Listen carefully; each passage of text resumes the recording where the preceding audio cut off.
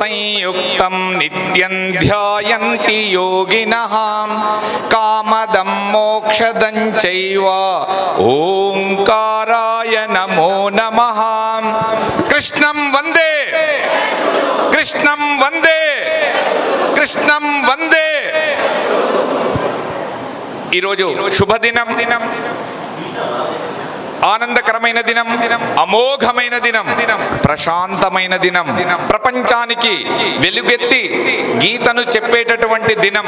కాబట్టి ఈ కార్యక్రమాన్ని ఇంత అద్వితీయంగా, రమణీయంగా, కమనీయంగా, మహోత్తరంగా, మహోన్వితంగా చేస్తున్నటువంటి అష్టలక్ష్మి ఆలయ ట్రస్ట్ వారికి శుభాభినందనలు తెలియజేస్తూ, ఇక్కడికి వచ్చినటువంటి ప్రతి ఒక్కరికి పేరు పేరున ధన్యవాదాలు తెలియజేసుకుంటూ, గీత గురించి 2 మాటలు చెప్పాలనేటటువంటి అవకాశం ఇచ్చినటువంటి పెద్దలందరికీ హృదయపూర్వక ధన్యవాదాలు తెలియజేసుకుంటూ, మీకు కొన్ని విషయాలు సూచించాలని నేను ప్రయత్నం చేస్తాను.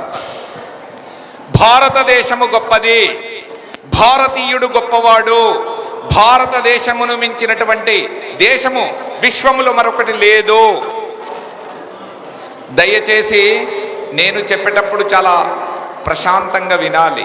మాట చెప్ప విన్న మనుజుడు, మాట చెప్ప వినని మనుజుడు మూర్ఖుడు, మాట విన్న నరుడు మాన్యుడగును, మాట చెప్పుట మానుట కూడదు, విశ్వదాభిరామ వినురవేమ. అందుకోసం మాట చెప్పేటప్పుడు చాలా ప్రశాంతంగా వినాలి. మంచిగా భగవంతుడు మీకు అదే చెప్తున్నాడు. రోజు బాగా తాగాలి, తినాలి, వినాలి, పడుకోవాలి, ఎప్పుడైనా సరే నామస్మరణ చెయ్యాలి. నైవ కించిత్ కరోమీతి యుక్తో మన్యేత తత్వవిత్ పశ్యన్ శృణ్వన్ స్పృశన్ జిగ్రణశ్నన్ గచ్చన్ స్వపన్. ఈ విషయాన్ని ప్రతి ఒక్కరు గమనించాలి. ఇలాంటి భగవద్గీతని విశ్వవ్యాప్తము చేసినటువంటి మన విశ్వేశ్వరుడు, జగద్గురు అయినటువంటి కృష్ణుడు ప్రపంచానికి చాటి చెప్పినటువంటి మహోత్కృష్టమైన గ్రంథము భగవద్గీత. అలాంటి గీత ప్రతి ఇంట్లోనే కాదు, ప్రతి ఒంట్లో కూడా జీర్ణించుకొని మనమందరము కూడా ఒక శక్తి, యుక్తి, ప్రచండమైన ఒక అఖండమైన ఆనందాన్ని పొందడానికి అవకాశం ఇచ్చేటటువంటి తత్వము భగవద్గీతలో ఉన్నది. అందరికంటే గొప్పవాడు యోగి. అందరికంటే గొప్పవాడు, బాగా గుర్తుపెట్టుకోవాలి. భగవంతుడు ఎన్నిసార్లు చెప్పిండో భగవద్గీతలో. మనమందరం భగవద్గీత చదువుతున్నాము. ఇక్కడ కూర్చున్న ప్రతి ఒక్కరు యోగులు కాబట్టే మనం ఇక్కడ కూర్చోగలిగినాము. తపస్విభ్యోధికో యోగి జ్ఞానిభ్యోపి మతోధికః కర్మిభ్యశ్చాధికో యోగి తస్మాత్ యోగి భవార్జున. మనందరినీ శాసిస్తున్నాడు భగవంతుడు, మీరందరూ యోగులు కమ్మని. వేదేషు యజ్ఞేషు తపస్సు చైవ దానేషు యత్పుణ్య ఫలం ప్రదిష్టం అత్యేతి తత్సర్వమిదం విదిత్వా యోగి పరం స్థానముపైతి చాద్యం. తపస్సులు చేసిన వారి కంటే, శాస్త్ర పాండిత్యము కలిగిన వారి కంటే గొప్పవారు ఎవరు? యోగి. యోగి. మరి యోగము ఎలా చేయాలి? ఇది మనకు పట్టుకున్నటువంటి ఒక గ్రహణము. అల్ప చైతన్యము కలిగిన జీవాత్మ అనంత చైతన్యము కలిగిన పరమాత్మతో కలవడమే యోగము. ఒక నీటి చుక్క ఒక సముద్రంలో కలిస్తే ఏమైపోతుంది? అది సముద్రమే అయిపోతుంది. అట్లా మనమందరము అల్ప చైతన్యము కలిగిన జీవాత్మలము అనంత చైతన్యముతో ప్రతినిత్యము సాన్నిధ్యాన్ని పెంచుకోవాలి. ఎలా పెంచుకోవాలి? అనన్య చేత సతతం యోమాం స్మరతి నిత్యశః తస్యాహం సులభ పార్థ నిత్యయుక్తస్య యోగినః. ప్రతినిత్యం మనము అనన్యమైన భక్తిలో ఉండాలి. కానీ జీవుడి యొక్క తత్వం ఏంటయ్యా అంటే అన్యమైన భక్తిలో ఉండడము. అనన్య భక్తికి అన్య భక్తికి తేడా ఉన్నది. భ్రమకు బ్రహ్మకు తేడా ఉన్నది. చీకటి వెలుగుకు తేడా ఉన్నది. కాబట్టి జ్ఞానానికి అజ్ఞానానికి తేడా ఉన్నది. కాబట్టి మనమందరము జ్ఞానులము కావాలి. ఏ జ్ఞానులము కావాలి? ఆత్మజ్ఞానులము కావాలి. అనంత శక్తితో మనము ఉండడానికి అవకాశం ఉన్నది. నహి దేహభృతా శక్యం త్యక్తుం కర్మాణ్యశేషతః యస్తు కర్మ ఫలత్యాగి సత్యాగీత్యభిధీయతే. ప్రపంచంలో పుట్టిన ఏ ప్రాణి కూడా 3 గుణములతో ఉంటుంది. మానవులందరూ కూడా 3 గుణముల చేతనే ఉన్నారు.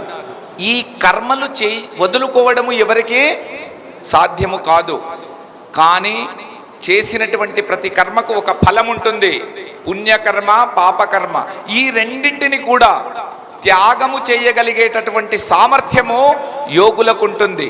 ఆ విద్యను బ్రహ్మ విద్య అంటున్నాము. అదే జ్ఞాన విద్య, అక్షర విద్య, సాక్షాత్కార విద్య, అదే రాజ విద్య, అదే గుహ్య విద్య, అదే పరమ విద్య, అది అనంత విద్య, అఖండ విద్య, బ్రహ్మ విద్య, విశ్వేశ్వరుడి విద్య. విశ్వేశ్వరుడు చెప్పినటువంటి పరమ సూత్రము అదే మంగళ సూత్రము, అదే బ్రహ్మ సూత్రము. కాబట్టి భరతమాత ముద్దు బిడ్డలమైన మనము ముద్దు బిడ్డల్లాగా నిద్రపోకుండా, ఇక్కడ చాలా మంది ఉన్నారు, ఒక కావ్యమ్మ గారు, ఒక వేణుగోపాల్ గారు, తిరుమలేష్ గారు, కాశీ సిస్టర్స్, వీళ్ళందరూ మీరందరూ భగవద్గీతని పట్టుకొని ఒక ఆధ్యాత్మిక విప్లవ వీరుల్లాగా ఉద్యమించాలి. మన భారతీయ సాంప్రదాయాలను, భారతీయ వ్యక్తిత్వాన్ని ఒక మానవ సేవగా మార్చుకొని మన దేశంలో ఉన్నటువంటి ప్రతి సంపదను కాపాడుకోవాలి. మనం చిన్నప్పుడు ప్రతిజ్ఞ చేసినామా చేయలేదా? భారతదేశము నా మాతృభూమి, భారతీయులందరూ నా సహోదరుడు, నేను నా దేశమును ప్రేమించుచున్నాను, బహువిధమైన సుసంపన్నమైన నా దేశ వారసత్వ నాకు సంపద అని మనమని. దేశ వారసత్వ సంపద ఋషి సంపద. కాబట్టి మన ఋషులకు, మహాత్ములకు, మహనీయులకు, మన తల్లిదండ్రులకు, గురువులకు, పెద్దలకు, ఇలాంటి కార్యక్రమాన్ని నిర్వహిస్తున్నటువంటి గొప్ప వ్యక్తులకు గట్టిగా ఒకసారి చప్పట్లు కొట్టాలి.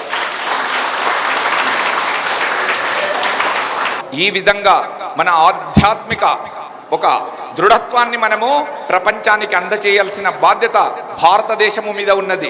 అందరికంటే గొప్పవాడు త్యాగము చేయాలి. మన భారతీయులందరూ త్యాగధనులు. అలాంటి మహాత్ముల యొక్క ఉత్కృష్టమైనటువంటి బలిదానాల వలన ఈరోజు ఈ భగవద్గీతని మనము కాపాడుకోవాలి. ఇది ఋషి సంపద. అమ్మ నాన్న ఇచ్చినవి, అత్తమామలు ఇచ్చినవి, సంపాదించినవి కాపాడుకోవడానికే మనము సమయాన్ని పూర్తిగా వెచ్చిస్తున్నాము. భగవద్గీత మాత, ఆమె ఒడిలో మనము చిన్న పిల్లలం. వేదమాత ఒడిలో మనము నవ్వే చిన్న పువ్వులం. భరతమాత సిగలో మనము చక్కని వికసించే కమలం పువ్వులం. భారతీయ సనాతన ధర్మానికి మనము వారసులం అని వెలుగెత్తి చెప్పగలిగేటటువంటి, ప్రతి ఇంట్లో గీత ఉండాలనేటటువంటి ఒక శక్తిని మనము పెంపొందించుకోవాలి. మనం ఈరోజు చెప్పకపోతే భావితరాలకు చెప్పేవాళ్ళు ఎవరు మిగలరు. ఇప్పటికే భగవద్గీత చదివే వాళ్ళు చాలా తక్కువ మంది ఉన్నారు. ఇగో ఇంతమందిమే ఉన్నాం మనం విశ్వంలో. భారతీయ హైదరాబాద్ ఎంత పెద్ద ఉంది, ఎంత పెద్ద ఉంది హైదరాబాద్. ఇగో ఎంతమంది ఉన్నాం చూడు. ఈ గుప్పెడు మంది మనము విశ్వానికి తెలియచేయాలి. కాబట్టి మీ యొక్క అమూల్యమైన సమయాన్ని ఇచ్చి ఇంత చక్కగా నిర్వర్తిస్తూ, చక్కగా చదువుతూ, మీరు రోజుకు రుచులు, నాలుకకు రుచులు ఇస్తున్నారు, మరి నేత్రానికి రుచులు ఇస్తున్నారు. శ్రవణానికి ఏ రుచి ఉంది? కర్ణామృతం. ఇది జ్ఞానామృతం, ఇది అఖండామృతం, ఇది జ్ఞానామృతం, ఇదే గీతామృతం. కాబట్టి భగవద్గీత గొప్పదని, భగవద్గీతని అత్యున్నతంగా, అద్వితీయంగా, రమణీయంగా, కమనీయంగా, వీణులకు విందుగా, కనులకు పండుగగా చేసుకుంటూ ఇంకా ముందు ముందు అన్ని అధ్యాయాలు చదువుకొని మనం ముందుకెళ్లాలని ఆకాంక్షిస్తూ, అభివర్ణిస్తూ, మీ అందరినీ అభినందిస్తూ, ఆ పరమాత్మకు కృతజ్ఞతలు తెలియజేస్తూ నా వాణికి విరామం ఇస్తున్నాను. కృష్ణం వందే, కృష్ణం వందే, కృష్ణం వందే. భారత్ మాతా కీ, భారత్ మాతా కీ, భారత్ మాతా కీ. అష్టలక్ష్మి మాతా కీ, అష్టలక్ష్మి మాతా కీ, అష్టలక్ష్మి మాతా కీ. జై హింద్.